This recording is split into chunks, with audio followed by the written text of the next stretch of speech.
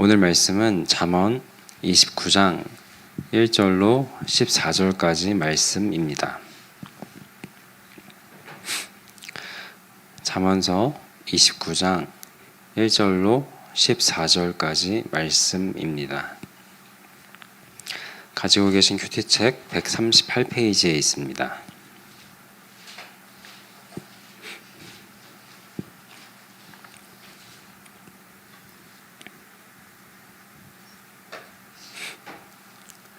잠언 29장 1절로 14절까지 말씀, 저와 한 절씩 교독하시도록 하겠습니다. 자주 책망을 받으면서도 목이 곧은 사람은 갑자기 패망을 당하고 피하지 못하리라. 의인이 많아지면 백성이 즐거워하고 악인이 권세를 잡으면 백성이 탄식하느니라. 지혜를 사모하는 자는 아비를 즐겁게 하여도 창기와 사귀는 자는 재물을 잃느니라. 왕은 정의로 나라를 견고하게 하나 뇌물을 억지로 내게 하는 자는 멸망시키느니라. 이웃에게 아첨하는 것은 그의 발 앞에 그물을 치는 것이니라. 악인이 범죄하는 것은 스스로 올무가 되게 하는 것이나 의인은 노래하고 기뻐하느니라. 의인은 가난한 자의 사정을 알아주나 악인은 알아줄 지식이 없느니라. 거만한 자는 성읍을 요란하게 하여도 슬기로운 자는 노를 그치게 하느니라. 지혜로운 자와 미련한 자가 다투면 지혜로운 자가 노하든지 웃든지 그 다툼은 그침이 없느니라. 피 흘리기를 좋아하는 자는 온전한 자를 미워하고 정직한 자의 생명을 찾느니라. 어리석은 자는 자기의 노를 다 드러내어도 지혜로운 자는 그것을 억제하느니라. 관원이 거짓말을 들으면 그의 하인들은 다 악하게 되느니라. 가난한 자와 포악한 자가 섞여 살거니와 여호와께서는 그 모두의 눈에 빛을 주시느니라. 왕이 가난한 자를 성실히 신원하면 그의 왕위가 영원히 견고하리라. 아멘. 네, 오늘 쭉 1절부터 14절 본문을 읽었는데요. 이 가운데 가장 먼저 읽은 1절 말씀을 깊이 묵상해 보는 시간을 갖도록 하겠습니다.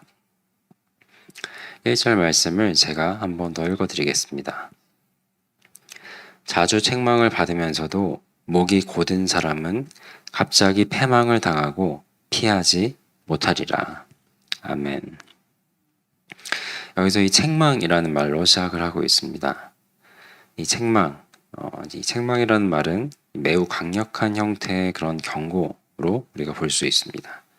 그런데 이 책망이 그동안 우리에게 이 잠언서를 묵상하는 가운데 자주 있었습니다. 이 책망이라는 말은 단순한 어떤 비난이나 어떤 그런 비판, 미움, 그런 것이 아니라 정말 그 염려와 또 그 사람이 나아지기를 바라는 마음에서 사용되고는 하였습니다. 참 이 책망을 듣는 것도 쉬운 일은 아니죠. 어려운 일인데, 그런데 이 책망을 하는 것도 참 쉽지가 않은 것은 이 책망을 하게 될 때 그 사람과의 어떤 그 관계가 깨질지도 모른다는, 정말 그럴지도 모르는 어떤 그런 어려움을 또한 무릅쓰고 하는 그런 표현이기 때문에 이 책망하는 것도 정말 쉽지는 않습니다. 그런데 이 책망을 받는 거에 있어서 이 목이 곧은 사람은 그 책망을 받아들이지 않는다, 이렇게 오늘 1절 말씀을 하고 있습니다. 이 목이 곧은 사람에 대해서 나오고 있지요. 이 성경에서 이 목이 곧은 자, 이런 표현은 상당히 자주 사용되었던 것을 우리가 기억할 수가 있습니다. 그럼 이 목이 곧은 이 표현이 어떤 때에 사용되었는지를 우리가 돌아서 보면은 하나님께 반항하고 불순종했던 그런 이스라엘 백성들에게 참 많이 사용됐었던 것을 우리가 기억할 수가 있어요. 그러니까 마땅히 들어야 할 훈계 혹은 그 겉면의 말씀을 듣지 않고 끝까지 고집스럽게 아주 완고하게 자기의 뜻대로만 했었던 그러한 사람에게 쓰이는 표현으로서 이 목이 곧음이라는 표현이 사용되었던 것을 우리가 볼 수가 있습니다. 달리 말하자면 아주 교만한 이들에게, 그런 교만한 사람에게 사용된 그런 표현인 것이죠. 그래서 1절 말씀을 우리가 또 보게 되면 그러한 교만한 자, 그런 목이 곧은 자는 갑자기 패망을 당한다, 이렇게 또 이어서 말씀을 하고 계십니다. 여기서 이 갑자기라는 표현은 전혀 예측하지 못한 그러한 상황과 때, 그죠? 그리고 패망한다라는 이 말은 이 항아리가 깨지듯이 아주 산산조각 난다는 것을 의미하는 것으로 보시면 됩니다. 그리고 또 마지막에는 이렇게 표현하죠. 피하지 못한다, 피하지 못할 것이다, 이렇게 말씀을 하고 있는데, 이것은 문자 그대로 정말 피할 길이 없게 된다는 것을 의미하기도 하지만, 또 이 피하다라는 어떤 여기서 쓰이고 있는 이 피하다라는 말이 어떤 그 회복과 치유에 대한 이미지를 또한 같이 가질 수 있는 말이거든요. 그렇게 볼 때 이 말은 정말로 그 회복 불능의 상태로 정말 완전히 망하게 된다, 망가지게 된다라는 이제 그런 의미도 같이 있음을 우리가 보게 됩니다. 그러니까 우리가 지금 쭉 알아본 이런 의미들을 좀 염두에 두면서 1절 말씀을 한번 다시 읽어보면, 자주 책망을 받으면서도 정말 목이 곧은 사람은 참으로 그 뜻을 굽히지 않고 완고하고 고집스럽게 교만 가운데 그 훈계와 그 견책을 저버리는 그러한 사람은 정말 갑자기, 정말 그 시와 때는 그 어떤 상황 가운데 그걸 다 정말 예상치 못한 그러할 때, 그런 상황 가운데 정말 갑자기 패망을 당하고 정말 산산조각 나고 그것을 피할 길이 없고 정말 다시 회복의 그런 기회마저도 얻지 못할 것이다 라고 하는, 정말 그러한 사뭇 정말 뭐랄까 무시무시한 그런 말씀임을 우리가 보게 되지요. 그런데 사실 이런 1절과 같은 말씀은 그동안 잠언서 가운데 우리에게 계속해서 주셨던 가르침 가운데도 많이 들어가 있었습니다. 잠언서 13장 18절에 보면 이런 말씀이 있어요. 훈계를 저버리는 자에게는 궁핍과 수욕이 이르거니와 경계를 받는 자는 존영을 받느니라. 그리고 또 잠언서 15장 10절에 보면 도를 배반하는 자는 엄한 징계를 받을 것이요 견책을 싫어하는 자는 죽을 것이니라. 또 이렇게 말씀을 하고 계십니다. 그러니까 이 잠언은 훈계를 저버린 자는 가난하고 수치를 당할 것이며 재앙을 당하고 심지어는 죽을 것이다 라고 경고하셨던 그런 말씀들이 그동안 쭉 있어 왔는데, 오늘 이 1절 말씀을 통하여서도 우리에게 다시금 또한 강력하게 그 말씀을 하고 계십니다. 그리고 이 말씀에서 돋보이는 것은, 그러니까 우리가 좀 더 주의해서 보게 되는 것은 이 책망이라는 말씀, 이 말과 정말 이 책망을 받게 될 때 그것을 마땅히 받고, 그리하여서 너의 그런 어떤 삶의 자세나 생각이나 그런 마음가짐이나 앞으로 나아갈 그 길에 있어서 정말 조심하며 하나님의 그런 훈계와 또 그 견책들 마땅히 받아야 될 것이다, 이렇게 말씀하고 계시지요. 그리고 정말 그 훈계와 그 책망 앞에서 목이 곧은 자가 되면 안 된다, 이렇게 또 말씀해주고 계시는 겁니다. 그러므로 우리가 이 말씀을 받으면서 참으로 우리가 목이 곧은 자가 되지 않아야겠구나, 이것을 경계하며 책망을 마땅히 받을 수 있는 그런 저와 여러분 되시기를 또한 축원드립니다.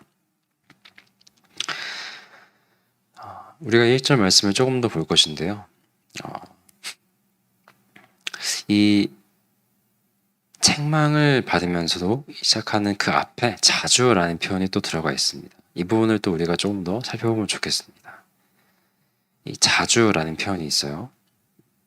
자주 책망을 받는다라고 하는 것은 이 책망을 받게 된 사람이 그냥 주변에 어떤 한두 사람에게 그런 책망을 받았다라는 것에서가 아니라 그 이상으로 주변에 여러 많은 사람들로부터 어떤 그 동일한 그 이유나 어떤 그런 그 받아야 될 어떤 그런 부분에 있어서 동일한 책망들을 많이 받았다라는 것을 우리가 볼 수가 있습니다. 그죠? 어느 한 사람만이 아니라 주변의 여러 사람들로부터 책망을 받았다는 것, 그리고 그것은 어떤 그 동일한 책망일 수 있다는 것을 우리가 한번 추측해 볼 수가 있습니다. 그럼 이때 이 책망을 받게 되는 사람의 입장을 좀 살펴보게 되면 참 이 사람도 아주 고통스러울 겁니다. 그죠? 그저 그냥 한 사람에게 되는 게 아니라 자신의 그 삶을 둘러싸고 있거나 관계되어 있는 여러 많은 사람들로부터 동일하게 계속해서 지속적으로 책망을 자주 듣게 된다고 하니 이 책망을 받게 되는 사람도 참 괴로울 거예요. 참 스트레스 받을 것이고 힘들 것이고 정말 듣기 싫을 것이고 답답할 수도 있을 것입니다. 그죠? 자기 스스로는 뭐랄까요? 자기는 그거 정말 인정하기 싫고 또 자기는 자신의 어떤 그동안에 살아온 인생 가운데 있었던 그런 생각이나 태도나 그 삶의 자세와 관련된 그런 것들을 별로 그렇게 고치고 싶거나 바꾸고 싶지 않을 것이기 때문에 정말 이게 싫을 수 있을 것이에요. 그런데 이 책망을 받게 되는 이 사람의 그 처한 그 상황과 이 사람을 둘러싸고 있는 책망을 해주는 그런 여러 사람들이 이 사람 가운데 함께 있다라는 것, 이 부분을 우리가 좀 주목할 필요가 있겠습니다. 이 당사자는 이게 정말 짜증스럽고 싫겠지만, 그런데 참 이 사람이 참 복된 그 자리 가운데 있다는 것을 또 보게 되는 것은 이 사람에게 이러한 조언과 또 이 사람이 정말 나아지길 바라는 그러한 마음을 가진 사람들이 이 사람의 이 주변 가운데 많이 있다는 것에 그런 반증이 되기도 하기 때문입니다. 참, 그 스스로는 잘 모를 수 있지만 정말 그 축복된 상황 또한 그에게 같이 가까이 있다라는 것을 우리가 보게 되는 것이에요. 그래서 우리가 이런 것을 좀 볼 수가 있어야 합니다. 내가 내 주변에 나에게 어떤 동일한 나의 어떠한 그런 부분을 가지고 책망 혹은 조언을 해주고 내가 사실 그게 듣기 싫더라도 반복적으로 그런 말들을 해주는 이들이 있다고 한다면 그들을 미워하거나 그들을 피하거나 또 저 소리네 이런 말을 할 그게 아니라 하나님께서 나에게 기회를 여전히 주고 계시는구나. 나를 아예 내려놓거나 내치신 게 아니라 하나님의 사람들을 통하여서 나로 하여금 변화되고 하나님이 기뻐하시는 삶의 모습으로 나아갈 수 있는 그러한 기회들을 나에게 그래도 주고 계시는 거였구나라고 하는 그런 깊은 깨달음들이 우리 삶 가운데 있어야 할 것입니다. 그럼에도 불구하고 스스로의 교만을 놓지 못하고 계속 고든 그 목을 유지해가고 그 책망들을 수용하지 않는다면 그것은 곧 어떤 말이 될까요? 하나님이 주신 그 사랑의 기회들을 스스로 발로 차 내팽개치는 것과 같아서 나중에 임할 그 진노 앞에 결단코 스스로 핑계치 못하게 될 것입니다. 그러므로 우리는 이런 책망을 받을 때 깊이 생각할 수 있어야 할 것입니다. 하나님이 주시는 사랑의 그런 견책들이구나. 그리고 그 모든 것들이 하나님께서 나에게 주시는 기회임을 깨닫게 하시고 또 알게 하심으로 내가 정말 이 나의 곧은 목을 부드럽게 하고 무엇보다도 내 안에 깊이 자리 잡고 있는 그 교만을 버리며 그 하나님의 그 훈육과 훈계 그 말씀 가운데 감사함으로 나아갈 수 있는 그런 사람이 되어야겠구나 하는 그러한 저와 여러분 되시기를 주님의 이름으로 축원드립니다.